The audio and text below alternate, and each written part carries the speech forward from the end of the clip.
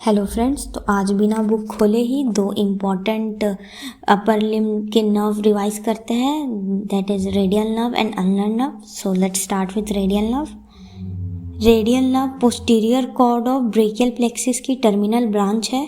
इसके root value है C5, C6, C7, C8 और T1। और ये याद रखना है कि radial nerve is the nerve of extensor compartment. अब आते हैं इसके कोर्स पे। रेडियल नर्व पोस्टीरियर कॉर्ड से अराइज होकर एक्सिलरी आर्टरी के पोस्टीरियर साइड रहती है।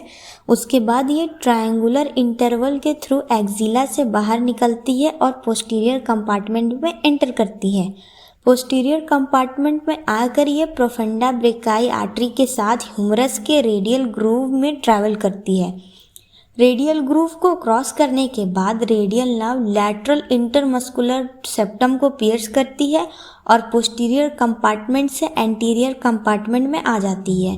यहाँ ये ब्रेकियालिस और ब्रेकियोरेडियालिस के बीच डिसेंड करती है। फिर ये एल्बो के पास क्यूबोइटल फोसा के लैटरल साइड में पहुँचती है। क्यूबोइटल फोसा में रेडियल नर्व दो टर्मिनल ब्रांचेस में डिवाइड होती है, superficial and deep branch. Superficial branch brachioradialis के नीचे फोर आर्म में डिसेंड करती है, रिस्ट तक जाती है और हैंड के डोर्सोलैटरल पार्ट को सेंसरी सप्लाई देती है। डीप ब्रांच सुपाइनेटर मसल के थ्रू पोस्टीरियर कंपार्टमेंट में एंटर करती है। सुपाइनेटर को क्रॉस करने के बाद डीप ब्रांच का नाम पोस्टीरियर इंट्रोशियस नर्व हो जाता है। ये फोर आर्म की पोस्टीरियर कंपार्टमेंट में डिसेंड करती हुई एक्सटेंसर मसल्स को सप्लाई करती है। यहाँ इसका कोर्स खत्म हुआ। 9 ब्रांचेस। एक्सिला में muscular branch to long head of triceps and posterior cutaneous nerve of arm. In the radial groove ये सप्लाई करती है lateral and medial head of triceps, एक ब्रांच एंकोनियस को and lower lateral cutaneous nerve of arm and posterior cutaneous nerve of forearm. Anterior compartment में जब ये आती है तो ये सप्लाई करती है ब्रेकियोरेडियालिस को एंड एक्सटेंसर कार्पी रेडियालिस लॉन्गस। इसकी टर्मिनल ब्रांचेस है सुपरफिशियल एंड डीप ब्रांच। अब सबसे पहले जब radial nerve brachioradialis and extensor कार्पी radialis longus को सप्लाई करती है, उसके बाद ये पोस्टीरियर इंट्रोशियस नर्व बन जाती है। फिर ये सुपाइनेटर और एक्सटेंसर कार्पी रेडियालिस ब्रेविस को सप्लाई करती है। सुपाइनेटर मसल को क्रॉस करते ही इसका नाम पोस्टीरियर इंट्रोशियस नर्व हो जाता है। अब पोस्टीरियर इंट्रोशियस नर्व बाकी एक्सटेंसर मसल को सप्लाई करती है। ये है extensor digitorum, extensor digiti minimi, extensor carpi ulnaris, abductor pollicis longus, extensor pollicis brevis, extensor pollicis longus and extensor indicis। एक इजी लाइन यही है कि posterior interosseous nerve supply almost all remaining extensor muscle of the forearm.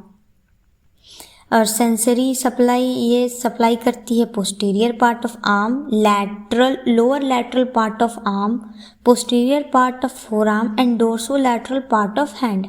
और fingers में mainly ये lateral 3.5 digits के proximal dorsal part को sensation देती है, लेकिन फिंगर टिप्स या नेल बेड रेडियल नर्व नहीं सप्लाई करती। अब आते हैं इसके क्लिनिकल एनाटॉमी पे। सबसे कॉमन साइन है रिस्ट ड्रॉप। रिस्ट ड्रॉप क्यों होता है? सिंपल है, क्योंकि रिस्ट एक्सटेंसर पैरालाइज हो जाता है। पेशेंट रिस्ट को एक्सटेंड ही नहीं कर पाता, इसलिए हैंड नीचे लटक जाता है। इसी को रिस्ट ड्रॉप बोलते हैं। और next is injury in axilla. अगर रेडियल नर्व एक्सिला में इंजरी हो जाए तो क्रच पैल्सी होता है। इसमें ट्राइसेप्स भी वीक होता है, फोरआर्म एक्सटेंसर भी वीक होता है, रिस्ट ड्रॉप प्रेजेंट होता है, सेंसरी लॉस भी ज़्यादा होता है। अगर यही रेडियल ग्रूव में इंजरी हो जाए तो ये generally fracture of shaft of humerus से होता है। यह इम्पॉर्टेंट कॉन्सेप्ट ये है कि अगर लॉन्ग हेड ऑफ ट्राइसेप्स और लैटरल हेड की ब्रांचेस यूजुअली पहले ही निकल चुकी होती है, इसलिए एल्बो एक्सटेंशन कम्प्लीटली लॉस नहीं होती, लेकिन फोरआर्म एक्सटेंसर मसल अफेक्ट हो जाता है। Result wrist drop. Posterior interosseous nerve injury, अगर सिर्फ पोस्टीरियर इंट्रोशियस नर्व इंजरी हो तो पेशेंट फिंगर एक्सटेंड नहीं कर पाता, लेकिन सेंसेशन नॉर्मल रहती है, क्योंकि इसकी जो ये पोस्टीरियर इंट्रोशियस नर्व है वो प्योर मोटर नर्व है। अब आते हैं दूसरा अल्नर नर्व पे। इसका ओरिजिन है medial cord of brachial plexus की टर्मिनल ब्रांच। रूट वैल्यू है C8 एंड T1। कभी कभी C7 से थोड़ा कंट्रीब्यूशन मिल सकता है, लेकिन मेन है C8 एंड T1। अब आते हैं इसके कोर्स पे। अल्नर नर्व एक्जिला से निकलकर आर्म के मीडियल साइड में डिसेंड करती है। अपर आर्म में ये ब्रेकियल आर्टरी के मीडियल साइड रहती है। आर्म के मिडिल पार्ट में ये मीडियल इंटरमस्कुलर सेप्टम को पियर्स करती है और पोस्टीरियर कंपार्टमेंट में चली जाती है। उसके बाद ये मीडियल एपिकोंडाइल ऑफ ह्यूमरस के पीछे से पास करती है। इसी जगह एल्बो लगने पर जो इलेक्ट्रिक शॉक जैसा सेंसेशन आता है, उसी वजह से इसे हम फनी बोन एरिया कहते हैं। अब अल्नर नर्व फोरआर्म में एंटर करती है फ्लेक्सर कार्पी अल्नारिस के दो हेड्स के बीच से। फोरआर्म में ये अल्नर आर्टरी के साथ नीचे डिसेंड करती है। रिस्ट के पास ये गायंस टनल के थ्रू हैंड में एंटर करती है। हैंड में आने के बाद ये दो टर्मिनल ब्रांचेस में डिवाइड होती है, सुपरफिशियल एंड डीप। अब आते हैं ब्रांचेस पे। आर्म में नर्व जनरली कोई मस्कुलर ब्रांच नहीं देती। अब आते हैं फोरआर्म में। फोरआर्म में ये फ्लेक्सर कार्पी अल्नारिस को सप्लाई करती है and medial half of flexor digitorum profundus को। उसके अलावा क्यूटेनियस ब्रांचेस है, palmar cutaneous branch and dorsal cutaneous branch. अब आते हैं हैंड में। ये most intrinsic muscles of hand को सप्लाई करती है। अब एक एक करके देखते हैं। पहला है हाइपोथिनार मसल। ये लिटिल फिंगर की मूवमेंट्स करवाते हैं। abductor digiti minimi, flexor digiti minimi, brevis opponens digiti minimi, ये तीनों muscle deep branch of ulnar nerve supply करती है। अब डॉर्सल एंड पामर इंट्रोसाई, याद रखना है कि जो डॉर्सल इंट्रोसाई एबडक्ट करता है एंड पामर इंट्रोसाई एडक्ट करता है, ये दोनों ग्रुप को deep branch of ulnar nerve supply करती है। हमारे हैंड में 4 लम्ब्राइकल्स होते हैं। पहला और दूसरा सप्लाई होता है median nerve and third and fourth is supplied by ulnar nerve.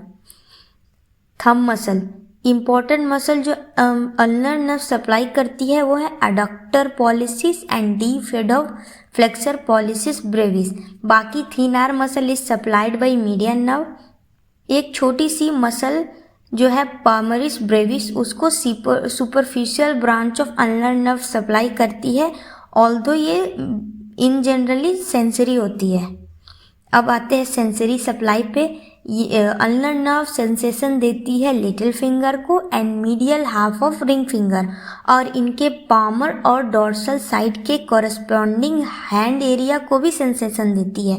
इसलिए अगर अल्नर नर्व इंजरी हो, पेशेंट को इसी एरिया में नर्वनेस या टिंगलिंग फील होता है। अब है क्लिनिकल एनाटॉमी। सबसे फेमस डिफॉर्मिटी अल्नर क्लॉ।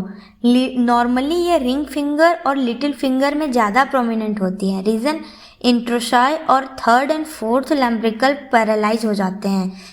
इसकी वजह से जो metacarpophalangeal joint hyper extended and interphalangeal joint flexed हो जाते हैं। इसी पोजीशन को हम क्लॉ हैंड कहते हैं।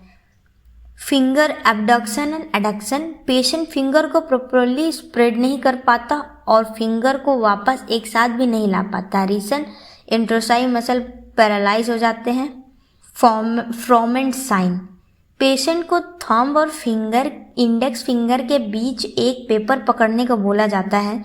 नॉर्मली एडक्टर पॉलिसिस पेपर को पकड़कर रखता है, लेकिन अगर अल्नर नर्व इंजरी हो तो एडक्टर पॉलिसिस वीक हो जाती है। पेशेंट कंपनसेशन के लिए फ्लेक्सर पॉलिसिस लॉन्गस यूज़ करता है और थंब को फ्लेक्स कर लेता है। इसे फ्रोमेंट्स साइन पॉजिटिव कहते हैं। अब है अल्नर पैराडॉक्स। अगर इंजरी रिस्ट के पास हो तो क्लॉइंग ज़्यादा दिखती है, और अगर इंजरी एल्बो के पास हो तो क्लॉइंग कंपैरेटिवली कम दिखती है। क्यों? क्योंकि अगर जो एल्बो इंजरी में फ्लेक्सर डिजिटोरम प्रोफंडस भी पैरालाइज हो जाता है, इसलिए फिंगर्स उतनी फ्लेक्स ही नहीं हो पाती। इसी को हम लोग एल्नर पैराडॉक्स बोलते हैं। यहाँ पे हमारा दोनों नर्व एंड हुआ। मिलते हैं नेक्स्ट सेशन में। Thank you, bye bye.